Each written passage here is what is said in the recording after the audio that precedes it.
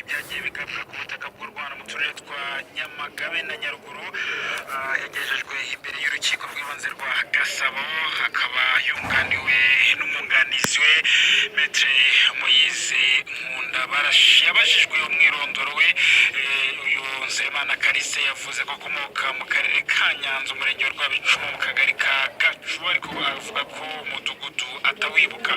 Ubushinjacyaha bwagaragarije urukiko ko uyu Nzeyimana Callixte aregwa ibyaha 16 akekwaho, birimo kurema umutwe w'ingabo utemewe, icyaha cy'iterabwoba ku nyungu za politiki, gukora no kugira uruhare mu bikorwa by'iterabwoba, gutanga amabwiriza mu gikorwa cy'iterabwoba, kuba mu mutwe w'iterabwoba, icyaha cyo kugambana no gushishikariza abandi gukora iterabwoba, ubwicanyi n'ubwinjiracyaha bw'ubwicanyi, gufata bugwate, gukwiza amakuru atari cyangwa se cengeza amatwara rigamije kwangisha leta y'u Rwanda mu bihugu by'amahanga, guhakana jenoside, kwiba yitwaje intwaro, gutwika, kugirana umubano na leta y'amahanga hagamijwe gushoza intambara, gukora cyangwa gukoresha impapuro mpimbano, gukubita no gukomeretsa ku bushake, kwakira no gushishikariza kwakira ibikomoka ku iterabwoba.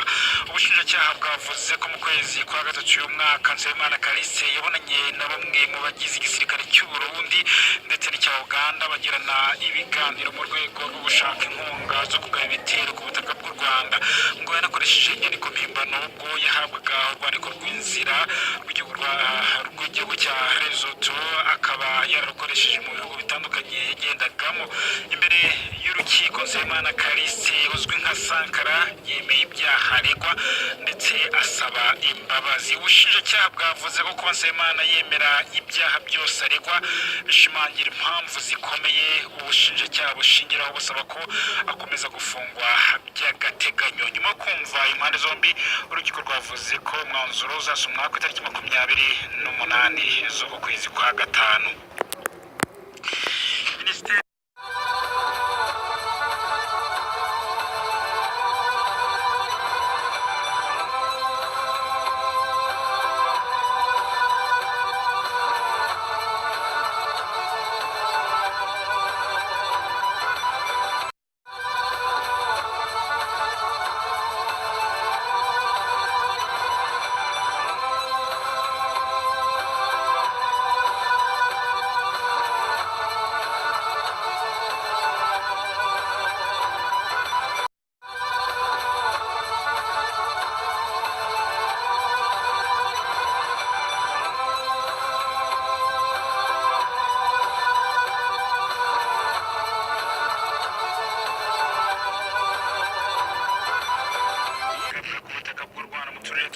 Nyamagabe na Nyaruguru yagejejwe imbere y'urukiko rw'ibanze rwa Gasabo, akaba yunganiwe n'umwunganizi we Maître Moise Nkundabarashi. Yabajijwe umwirondoro we, uyu Nzeyimana Callixte yavuze ko akomoka mu karere ka Nyanza, umurenge wa Rwabicumu, mu kagari ka Gacu, ariko avuga ko umudugudu atawibuka.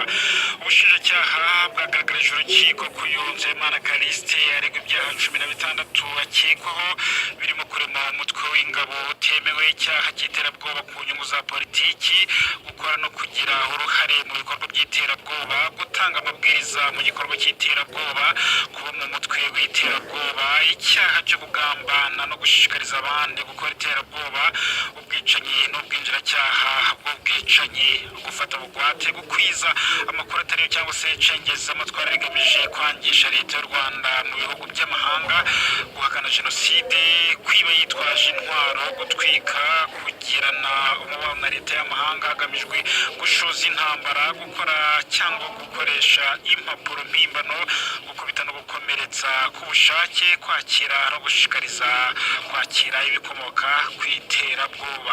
Ubushinjacyaha bwavuze ko mu kwezi kwa gatatu uyu mwaka Nzeyimana Callixte yabonanye na bamwe mu bagize igisirikare cy'u Burundi ndetse n'icya Uganda bagirana ibiganiro mu rwego rwo gushaka inkunga zo kugaba ibitero ku butaka bw'u Rwanda. Ngo yanakoresheje inyandiko mpimbano ubwo yahabwaga urwandiko rw'inzira rw'igihugu cya Lesotho akaba yararukoresheje mu bihugu bitandukanye yagendagamo. Imbere y'urukiko Nsabimana Callixte uzwi nka Sankara yemeye ibyaha aregwa ndetse asaba imbabazi. Ubushinjacyaha bwavuze ko kuba Nsabimana yemera ibyaha byose aregwa bishimangira impamvu zikomeye ubushinjacyaha bushingiraho busaba ko akomeza gufungwa by'agateganyo. Nyuma yo kumva impande zombi, urukiko rwavuze ko umwanzuro uzasomwa ku itariki 28 z'uku kwezi kwa gatanu.